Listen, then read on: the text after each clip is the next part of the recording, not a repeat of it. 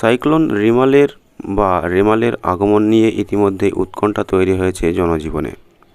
তো এই রিমাল সম্পর্কে আমরা আজ বিস্তারিত জানব। এই রিমাল কোথায় উৎপত্তি হবে এবং কোথায় ল্যান্ডফল করবে, আর কতটা এর প্রভাব পড়বে আমাদের পশ্চিমবঙ্গে এবং বাংলাদেশের উপকূলবর্তী এলাকায়, সেই সম্পর্কে আমরা বিস্তারিত জানব। ভিডিওটি অবশ্যই শেষ পর্যন্ত দেখবেন আর লাইক করতে ভুলবেন না। চ্যানেল নতুন এসে থাকলে চ্যানেলটি সাবস্ক্রাইব করে রাখবেন। আবহাওয়া দপ্তরের পূর্বাভাস বলছে ইতিমধ্যে দক্ষিণ বঙ্গোপসাগরে তৈরি হয়েছে একটি পরিস্থিতি। উত্তর পশ্চিম বঙ্গোপসাগর এবং সংলগ্ন উত্তর ওড়িশা পশ্চিমবঙ্গ উপকূলের সেটি অবস্থান করছে।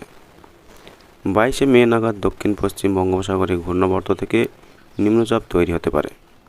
আবহাওয়াবিদদের ধারণা উত্তর পূর্ব দিকে অগ্রসর হবে সেই নিম্নচাপ। শুক্রবার সকালের মধ্যে সেটি গভীর নিম্নচাপে পরিণত হতে পারে। তা থেকে অতি গভীর নিম্নচাপ তৈরি হতে পারে। তার ফলে আবহাওয়ার বড় পরিবর্তন আসতে পারে।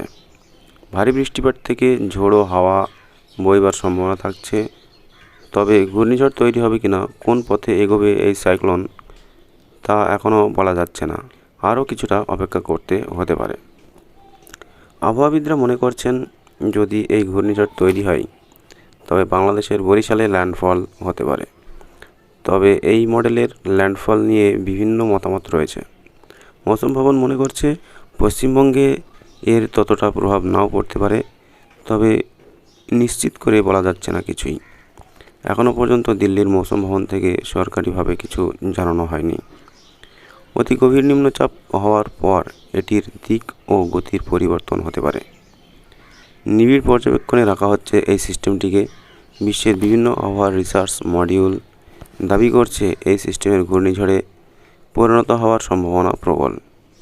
যদি ঘূর্ণিঝড় তৈরি হয় তবে গ্লোবাল বে অফ বেঙ্গল মডেল অনুযায়ী এটির নামকরণ হবে রিমেল।